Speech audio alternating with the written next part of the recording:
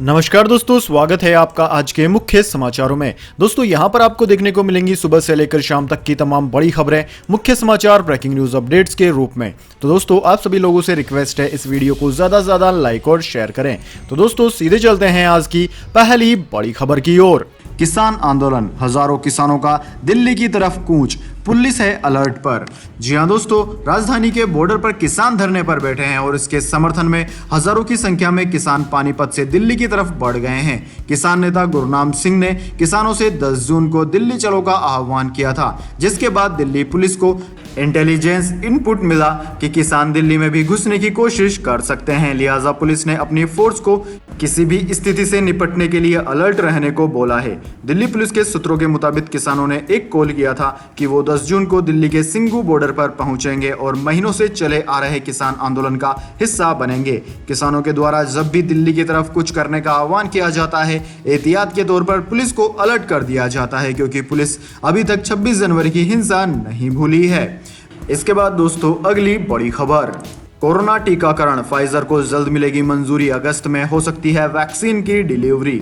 जी हां दोस्तों, corona virus टीकाकरण के लिए भारत सरकार जल्द ही विदेशी कोविड वैक्सीन फाइजर को मंजूरी दे सकती है। इसके साथ ही फाइजर कंपनी को कानूनी जवाबदेही से भी प्रोटेक्शन मिल सकती है। राइटर्स ने सूत्रों के हवाले से इस बात की जानकारी दी है। दोस्तों एक ने समाचार पत्र राइटर्स से कहा कि कंपनी को इंडिमिनिटी भी दी जाएगी और अगर एक कंपनी को मिल गई तो फिर सभी कंपनियों को दी जाएगी।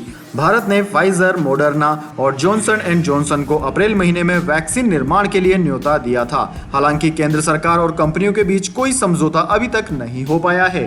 फाइजर ने बिना इंडिमिनिटी के अभी तक किसी भी देश को वैक्सीन नहीं बेची है। इंडिमिनिटी मिल जाने के बाद वैक्सीन के किसी भी साइड इफेक्ट के लिए कंपनी कानूनी तौर पर जिम्मेदार नहीं होगी। दोस्तों आपकी जानकारी के लिए बता दें, भारत ने किसी भी कोविड वैक्सीन निर्माता कंपनी को कानूनी क्षतिपूर्ति से प्रोटेक्शन नहीं दी है, लेकिन सूत्रों का कहना है कि सरकार अपने रुख में बदलाव करने वाली है। सूत्रों ने कहा है कि केंद्र सरकार पहले ही फाइजर की मांग को स्वीकार कर चुकी है। कंपनी को भारत में टीकाकरण के लिए स्थानीय तौर पर क्लिनिकल ट्रायल से नहीं गुजरना होगा। एक अन्य अधिकारी ने उम्मीद जताई है कि अगस्त महीने में देश में फाइजर की वैक्सीन आ सकती है। हालांकि टीकाकरण की शुरुआत में कंपनी के टीके लगवाने वाले लोगों पर निगाह रखी जाएगी। इसके बाद ही व्यापक तौर पर वैक्सीन कार्यक्रम को अनुमति दी जाएगी। राइटर्स ने अपनी रिपोर्ट में कहा है कि इस बारे में ना तो विदेश मंत्रालय ने कोई जवाब दिया है और ना ही स्वास्थ्य मंत्रालय ने। इसके बाद दोस्तों अगली बड़ी खबर, विदेश मंत्रालय ने कहा चीनी वैक्सीन लगवाने के बाद भी भारतीयों को वीजा नहीं दे रहा है चाइना।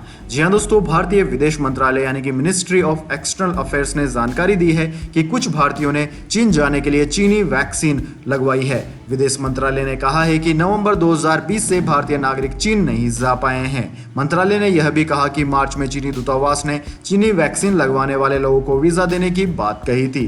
चीनी वैक्सीन लेने के बाद भी कुछ भारतीय नागरिकों ने चीन के वीजा के लिए आवेदन किया, लेकिन चीनी वैक्सीन लगवाने के बाद अभी तक उन्हें वीजा नहीं मिला है। ऐसे में चीन जाने वाले भारतीय जल्द ही वीजा मिलने की उम्मीद जता रहे हैं। कोरोना वायरस के प्रकोप के चलते चीन ने भारतीय नागरिकों पर प्रतिबंध लगाया हुआ है। हालांकि चीनी नागरिकों के भारत आने पर कोई रोक नहीं है। कुछ दिन पहले खबर आई थी कि चीन की शर्त के मुताबिक चीनी कोविड-19 टीके लगवा चुके 300 से अधिक भारतीयों ने उनसे यात्रा पाबंदियां हटाने और उन्हें अपने अपने काम धंधों पर लौटने देने की इजाजत देने की अपील की है। 15 मार्च को चीन ने भारत एवं 19 अन्य देशों से आने वाले यात्रियों के लिए चीनी कोविड-19 वैक्सीन लगवाना अनिवार्य कर दिया था। दोस्तों नई दिल्ली में चीनी दूतावास द्वारा जारी किए गए नोटिस में कहा गया था कि 15 मार्च 2021 से व्यवस्थित तरीके से लोगों की आवाजाही को बहाल करने के उद्देश्य से भारत में चीनी दूतावास एवं वाणिज्य दूतावास चीन द्वारा निर्मित कोविड-19 टीका लेने एवं टीकाकरण प्रमाण पत्र प्राप्त करने वाले लोगों को यात्रा सुविधाएं प्रदान करेंगे। इसके बाद दोस्तों अगली बड़ी खबर, अचानक दिल्ली पहुंचे सीएम योगी, अमित शाह से मिले, कल पीएम मोदी से करेंगे मुलाकात। जी हां दोस्तों, उत्तर प्रदेश में जारी सियासी अटकलों के बीच गुरुवार को उत्तर प्रदेश के मुख्यमंत्री योगी आदित्यनाथ दिल्ली पहुंच गए। योगी ने गृह मंत्री अमित शाह के आवास पर उनसे मुलाकात की। दोनों नेताओं की बैठक करीब 1.5 घंटे तक चली। हालांकि अभी यह साफ नहीं हो पाया है कि बैठक में किन मुद्दों पर चर्चाएं हुई। मुलाकात के वक्त अपना दल की राष्ट्रीय अध्यक्ष अनुप्रिया पटेल भी अमित शाह के आवास पर मौजूद थी। दूसरी तरफ पीएम मोदी और जेपी नड्डा की मीटिंग चल रही है। जानकारी के मुताबिक पीएम योगी कल सुबह करीब 11 बजे प्रधानमंत्री मोदी और बीजेपी के राष्ट्रीय अध्यक्ष जेपी नड्डा के साथ मुलाकात करेंगे। हालांकि दोस्तों, बीजेपी यह पहले ही साफ कर चुकी है कि यूपी कैबिनेट में कोई बड़ा फेरबदल नहीं होगा, लेकिन सीएम योगी के अचानक दिल्ली दौरे के बाद तमाम तरह के कयास लगाए जा रहे हैं। माना जा रहा है कि प्रधानमंत्री मोदी, गृह मंत्री अमित शाह और पार्टी अध्यक्ष जेपी नड्डा से उनकी इस मुलाकात में आगामी यूपी चुनाव को लेकर रणनीति पर चर्चा हो सकती है। इसके बाद दोस्तों, अगली बड़ी खबर, बैंक कस्टमर्स को बड़ा झटका, दूसरे बैंक के एटीएम से पैसे निकालना पड़ेगा महंगा। आरबीआई ने बढ़ाई एटीएम इंटरचेंज फीस। जी हां दोस्तों, रिजर्व बैंक ऑफ इंडिया यानी कि आरबीआई ने 10 जून 2021 को किसी दूसरे बैंक के एटीएम के जरिए होने वाले हर वित्तीय लेन देन पर इंटरचेंज फीस यानी कि एटीएम इंटरचेंज फीस को 15 रुपए से बढ़ाकर 17 रुपए कर दिया है। किसी भी बैंक के ग्राहक को हर महीने मिलने वाले फ्री एटीएम ट्रांजेक्शन्स के बाद ग्राहकों पर लगने वाले कस्टमर चार्जेस की अधिकतम सीमा 20 रुपए से बढ़ाकर 21 रुपए कर दी गई है। जी हां दोस्तों, इंटरचेंज फीस में की गई बढ़ोतरी 1 जनवरी 2022 से लागू होगी। आपकी जानकारी के लिए बता दें कि बैंक ग्राहक हर महीने एटीएम से 5 बार फ्री ट्रांजैक्शंस कर सकते हैं। रिजर्व बैंक ने इस बारे में कहा है कि पिछली बार अगस्त 2012 में एटीएम इंटरचेंज फीस में बदलाव किया गया था। वहीं ग्राहकों पर लागू शुल्क में अगस्त 2014 में संशोधन किया गया था। ऐसे में समिति की सिफारिशों की पड़ताल के बाद इंटरचेंज फीस और कस्टमर चार्जेस बढ़ाने का फैसला लिया गया है। आरबीआई ने बताया कि बैंकों व एटीएम ऑपरेटर्स पर पड़ने वाली एटीएम डिप्लॉयमेंट लागत और रखरखाव खर्च के साथ सभी हितधारकों व उपभोक्ताओं की सहूलियत को ध्यान में रखते हुए यह फैसला लिया गया है। दोस्तों, आपकी जानकारी के लिए बता दें, केंद्रीय बैंक ने वित्तीय और गैर वित्तीय दोनों तरह के लेन देन के लिए इंटरचेंज फीस में बढ़ोतरी की है। केंद्रीय बैंक ने गैर वित्तीय लेन देन के शुल्क को 5 रुपए से बढ़ाकर 6 रुपए कर दिया है, जो 1 अगस्त 2021 से प्रभावी हो जाएगा। यह आदेश केस रिसाइकल मशीन के जरिए होने वाले लेन देन पर ही भी लागू होगा। इसके बाद दोस्तों, अगली बड़ी खबर, डोमिनिका में प्रतिबंधित अप्रवासी घोषित हुआ मेहुल चोकसी, सरकार ने भेजे 2 नोटिस। जी हां दोस्तों, भगोड़े कारोबारी मेहुल चोकसी की मुश्किलें बढ़ती जा रही है। अब डोमिनिका ने चोकसी को प्रतिबंधित अप्रवासी घोषित कर दिया है। अंग्रेजी अखबार हिंदुस्तान टाइम्स के अनुसार चोकसी पर डोमिनिका में अवैध तरीके से घुसने का आरोप लगाया गया है। डोमिनिका के राष्ट्रीय सुरक्षा और गृह मामलों के मंत्रालय द्वारा जारी एक नोटिस के अनुसार मेहुल चोकसी को 25 मई को एक प्रतिबंधित अप्रवासी घोषित कर दिया गया था। मंत्रालय ने पुलिस को आप्रवासन और पासपोर्ट अधिनियम की धारा 511 के तहत चोकसी को डोमिनिका के राष्ट्रीय मंडल से हटाने का निर्देश दिया था। रिपोर्ट के अनुसार मंत्रालय ने उसी दिन चोकसी को एक अलग नोटिस भी भेजा, जिसमें भगोड़े कारोबारी को बताया गया कि उसे डोमिनिका में प्रवेश करने की अनुमति नहीं है। नोटिस में कहा गया है कि पुलिस को निर्देश दिया गया है कि आपको वापस भेजने के लिए सभी आवश्यक कार्यवाही करे। डोमिनिका की सरकार की ओर से भेजी गई नोटिस चोकसी के वकील विजय अग्रवाल के उस दावे को खारिज करती है जिसमें कहा गया था कि उनका मुवक्किल प्रतिबंधित अप्रवासी नहीं है और उसका अपहरण हुआ था। उधर डोमिनिका उच्च न्यायालय ने भगोड़े हीरा कारोबारी मेहुल चोकसी की जमानत याचिका पर सुनवाई 11 जून तक के लिए स्थगित कर दी है। इसके बाद दोस्तों, अगली बड़ी खबर, बिहार के हाजीपुर में एचडीएफसी बैंक से दिन दहाड़े 1 करोड़ रुपए की लूट, पुलिस के उड़ गए होश। जी हां दोस्तों, बिहार के हाजीपुर में लुटेरों ने एक बड़ी घटना को अंजाम दिया है और वैशाली जिले के उत्तर थाना क्षेत्र के जडुआ में एचडीएफसी बैंक से दिन दहाड़े 1 करोड़ रुपए लूट लिए गए। जी हां दोस्तों, बताया जा रहा है कि बाइक से आए आधा दर्जन से अधिक अपराधियों ने दिन दहाड़े लूट को अंजाम दिया। घटना के बाद पुलिस के आला अधिकारी मौके पर पहुंचे और नाकाबंदी कर गहन जांच पड़ताल शुरू करी गई। आसपास लगे सीसीटीवी कैमरे की फुटेज खंगाली जा रही है। एचडीएफसी बैंक के जिस ब्रांच में हथियार से लेस आधा दर्जन से अधिक अपराधियों ने लूट को अंजाम दिया है, वह बीजेपी नेता और केंद्रीय मंत्री नित्यानंद राय के घर के पास स्थित है। डकैती के बाद फिर से पुलिस पर बड़ा सवाल खड़ा हो गया है। दोस्तों, सूत्रों के अनुसार एचडीएफसी बैंक की शाखा से लूट की राशि करीब 1 करोड़ रुपए के आसपास बताई जा रही है, लेकिन अब तक लूट की रकम कितनी है इसका खुलासा न तो बैंक कर्मचारियों द्वारा किया गया है और न ही प्रशासन द्वारा इस बारे में कोई जानकारी दी गई है। इसके बाद दोस्तों, अगली बड़ी खबर, दिल्ली सरकार ने रद्द की कक्षा 9वीं और 11वीं की परीक्षाएं, 22 जून को आएगा रिजल्ट। जी हाँ दोस्तों, कोरोना महामारी को देखते हुए दिल्ली सरकार के स्कूलों में कक्षा 9वीं और 11वीं की परीक्षाएं रद्द कर दी गई है। इस बात की जानकारी मुख्यमंत्री और शिक्षा मंत्री मनीष सिसोदिया ने दी है। दोस्तों, गुरुवार को प्रेस कॉन्फ्रेंस कर मनीष सिसोदिया ने कहा कि दिल्ली में 9वीं और 11वीं की परीक्षाओं को अब रद्द कर दिया गया है। जो प्राइवेट स्कूल मिड टर्म और सालाना परीक्षाएं करवा चुके थे, वे मिड टर्म परीक्षाओं के आधार पर 9वीं और 11वीं के छात्रों के नतीजे घोषित कर सकते हैं। दोस्तों, मनीष सिसोदिया ने कहा कि जिन स्कूलों में मिड टर्म एग्जाम भी नहीं हो पाए थे या फिर कुछ नहीं हो पाए थे या कुछ हो पाए थे, ऐसे सभी स्कूलों में बच्चों ने जिन 2 विषयों में सबसे अच्छा प्रदर्शन किया है, उस प्रदर्शन के आधार पर मिले नंबर के आधार पर उन्हें आगामी क्लास में प्रमोट कर दिया जाएगा और बाकी विषयों में भी अंक देकर मार्कशीट तैयार कर दी जाएगी। दिल्ली सरकार के स्कूलों में 22 जून को रिजल्ट घोषित कर दिया जाएगा। इसके बाद दोस्तों अब जान लेते हैं पूरी दुनिया और भारत में क्या है इस महामारी के ताजा मामले। तो सबसे पहले दोस्तों बात करते हैं पूरी दुनिया की। तो दोस्तों पूरी दुनिया में इस वक्त तक इस महामारी के संक्रमितों का आंकड़ा 17,44,32,000 को पार कर गया है, जबकि दोस्तों इस महामारी से मरने वालों की संख्या 37,58,000 के पार है। दोस्तों इस महामारी से सर्वाधिक प्रभावित देशों की बात की जाए तो उनमें America, India, Brazil, France, Turkey, Russia, United kingdom, Italy, Argentina आदि देशों का नाम आता है। अब दोस्तों इसके बाद में बात कर लेते हैं क्या है भारत के हालात, लेकिन उससे पहले मेरी आपसे एक छोटी सी रिक्वेस्ट है। अगर दोस्तों आपको अभी तक हमारी न्यूज़ पसंद आई है तो इसे एक छोटा सा लाइक जरूर दे दें, और अगर आपको पसंद नहीं आई है तो बेशक आप डिसलाइक भी कर सकते हैं, लेकिन दोस्तों लाइक और डिसलाइक जरूर कीजिए, क्योंकि दोस्तों यही हमारी मेहनत का फल होता है और इसी से हमें पता चलता है कि आपको हमारी वीडियो पसंद आई है या नहीं। तो दोस्तों भारत में इस वक्त तक कुल मिलाकर 2,91,82,000 से ज्यादा इस महामारी के मामले सामने आ चुके हैं, जिनमें से दोस्तों 3,55,000 से ज्यादा लोगों की ऑफिशियल मौत हो चुकी है। वहीं दोस्तों भारत में सर्वाधिक प्रभावित राज्यों की बात की जाए तो उनमें महाराष्ट्र, कर्नाटक, केरला, तमिलनाडु, आंध्र प्रदेश, उत्तर प्रदेश, वेस्ट बंगाल, दिल्ली, छत्तीसगढ़, राजस्थान, ओडिशा, गुजरात, मध्य प्रदेश आदि राज्यों का नाम आता है। दोस्तों ये तमाम राज्य इस महामारी से सर्वाधिक प्रभावित हैं।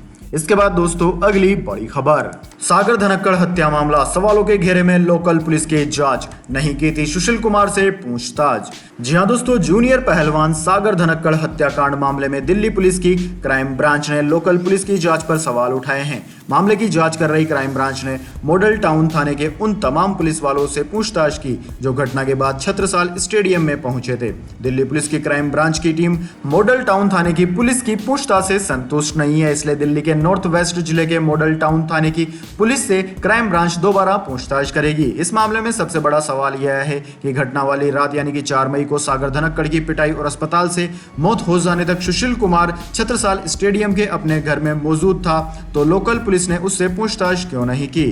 क्यों लोकल पुलिस घटना वाली रात सुशील के बंगले में दाखिल नहीं हुई? क्राइम ब्रांच के सूत्रों के मुताबिक अगले दिन सुबह सुशील कुमार फरार हो गया। दोस्तों आपकी जानकारी के लिए बता दें, दिल्ली के छत्रसाल स्टेडियम में 4 मई को पहलवान सागर धनक्कड़ और उनके दोस्तों पर हमला हुआ था। इस दौरान उनके साथ काफी मारपीट की गई। इस मामले के बाद पहलवान सागर धनक्कड़ की अस्पताल में इलाज के दौरान मौत हो गई और उनकी हत्या का आरोप सुशील कुमार के अलावा उसके कुछ साथी पहलवानों पर लगा है।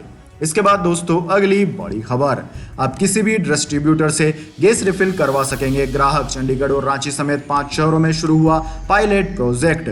जी हाँ दोस्तों, घरेलू गैस कस्टमर जल्द ही अपने पसंदीदा डिस्ट्रीब्यूटर से गैस रिफिल करवा सकेंगे, यानी कि अगर आपके पास इंडियन का गैस कनेक्शन है तो भारत गैस डिस्ट्रीब्यूशन से भी खाली सिलेंडर की रिफिलिंग करवा सकेंगे।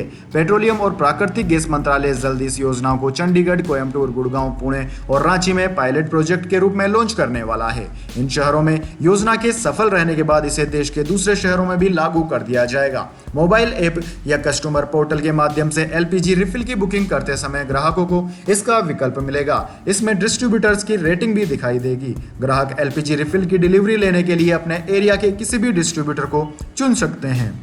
इसके बाद दोस्तों अगली बड़ी खबर, शोएब अख्तर ने उगला जहर, कहा 2011 वर्ल्ड कप में खेलता तो भारतीय खिलाड़ियों के पैर, अंगूठे या पसलियां तोड़ देता। जी हाँ दोस्तों, पाकिस्तान के पूर्व तेज गेंदबाज शोएब अख्तर के एक बयान से सोशल मीडिया पर बवाल मच गया है।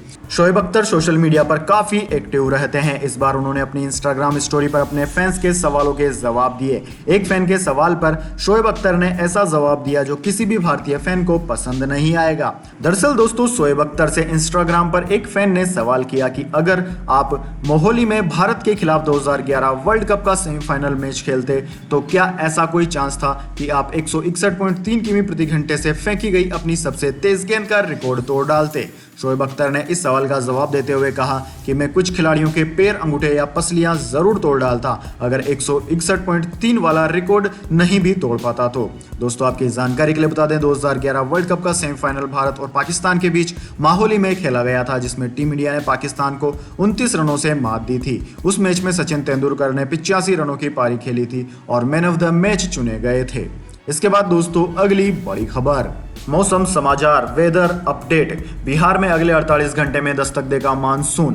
बारिश और वज्रपात को लेकर मौसम विभाग ने जारी किया येलो अलर्ट। जी हां दोस्तों, बिहार में मानसून की दस्तक से पहले ही मौसम विभाग ने भारी बारिश और वज्रपात को लेकर चेतावनी जारी कर दी है। दोस्तों आपकी जानकारी के लिए बता दें बिहार में प्री मानसून की बारिश शुरू हो गई है। इस बीच मौसम विभाग ने चंपारण समेत पूरे उत्तर बिहार में भारी बारिश के अलावा बेतिया में वज्रपात को लेकर अलर्ट जारी किया है। बिहार में मानसून के अगले 48 घंटे में दस्तक देने की संभावना है। बताया जा रहा है कि यह पूर्णिया की ओर से राज्य में प्रवेश कर सकता है और अगले 48 घंटे तक उत्तर बिहार में भारी बारिश हो सकती है। मौसम विभाग की ओर से बिहार में बारिश और वज्रपात को लेकर अगले 48 घंटों तक येलो अलर्ट जारी कर दिया गया है। राज्य में अगले 48 घंटे में कुछ जिलों में भारी बारिश की संभावना है। इसके अलावा लगभग सभी जिलों में हल्की से मध्यम बारिश के आसार हैं। वैसे दोस्तों आपकी जानकारी के लिए बता दें देश में मानसून ने एंट्री कर दी है और 30 जून के आसपास यह संपूर्ण देश में फैल जाएगा। इसके बाद दोस्तों अगली बड़ी खबर, गोल्ड सिल्वर प्राइस टुडे। जानिए क्या है आज सोने और चांदी की कीमत। दोस्तों भारत में सोने चांदी की कीमतों में फिर गिरावट हुई है। दिल्ली सराफा बाजार में आज सोना 92 रुपए की गिरावट के साथ 48,424 रुपए प्रति 10 ग्राम रह गया। वहीं दोस्तों चांदी की बात की जाए तो चांदी 414 रुपए टूटकर 70,181 रुपए प्रति किलोग्राम पर आ गई है। दोस्तों अंतर्राष्ट्रीय बाजार की बात करें तो अंतर्राष्ट्रीय बाजार में सोना $1893 प्रति औंस जबकि चांदी $27.65 प्रति औंस पर स्थिर रही है। इसके बाद दोस्तों अगली बड़ी खबर, मुख्यमंत्री उद्धव ठाकरे के प्रधानमंत्री से मिलने के बाद शिवसेना के बदले सुर। संजय रावत बोले प्रधानमंत्री मोदी देश के शीर्ष नेता। जी हां दोस्तों, प्रधानमंत्री नरेंद्र मोदी और महाराष्ट्र के मुख्यमंत्री उद्धव ठाकरे की मुलाकात के बाद शिवसेना के सुर बदल गए हैं। शिवसेना संजय रावत ने प्रधानमंत्री मोदी को देश का सबसे बड़ा नेता बताया है। दोस्तों आपकी जानकारी के लिए बता दें 2 दिन पहले महाराष्ट्र के मुख्यमंत्री उद्धव ठाकरे ने प्रधानमंत्री नरेंद्र मोदी से दिल्ली में मुलाकात की। दरअसल दोस्तों संजय रावत से इसके बाद पूछा गया था कि मीडिया में खबरें आई है कि आरएसएस राज्यों के चुनाव में राज्य के नेताओं को चेहरे के रूप में पेश करने पर विचार किया जा रहा है। ऐसे में क्या उन्हें लगता है कि मोदी की लोकप्रियता कम हुई है? इस सवाल पर रावत ने कहा कि मैं इस पर टिप्पणी नहीं करना चाहता। मैंने मीडिया में आई खबरें नहीं देखी है। इस बारे में कोई आधिकारिक बयान भी नहीं आया है। पिछले 7 साल में भाजपा की सफलता का श्रेय मोदी को जाता है। वह अभी देश और अपनी पार्टी के शीर्ष नेता हैं। तो दोस्तों यह थी आज की तमाम बड़ी खबरें अभी तक की। इसके बाद दोस्तों अब बारी आती है आज के माइंड क्विज क्वेश्चन की। जी हाँ दोस्तों, एक आसान से सवाल का जवाब देकर आप जीत सकते हैं एक अमेजिंग सरप्राइज गिफ्ट हमारे यूट्यूब चैनल की ओर से। तो दोस्तों आज का सवाल आपकी स्क्रीन पर आ चुका है। भारत का कौन सा राज्य सर्वाधिक मात्रा में कोयला उत्पादन करता है? जी हाँ दोस्तों, भारत के कौन से राज्य से सबसे ज्यादा कोयले का खनन किया जाता है? अगर दोस्तों आप जानते हैं उस राज्य का नाम तो जल्दी से कमेंट बॉक्स में लिख दीजिए। अगर दोस्तों आपका जवाब होता है एकदम सही और आप चुने जाते हैं लक्की विजेता के रूप में तो आपको मिल सकता है एक अमेजिंग सरप्राइज गिफ्ट हमारे यूट्यूब चैनल की ओर से। तो दोस्तों जल्दी से अपना उत्तर कमेंट बॉक्स में लिख दीजिए, वीडियो को लाइक कर लीजिए और चैनल को सब्सक्राइब करके बेल आइकन भी दबा लीजिए। धन्यवाद। वंदे मातरम। जय हिंद, जय भारत।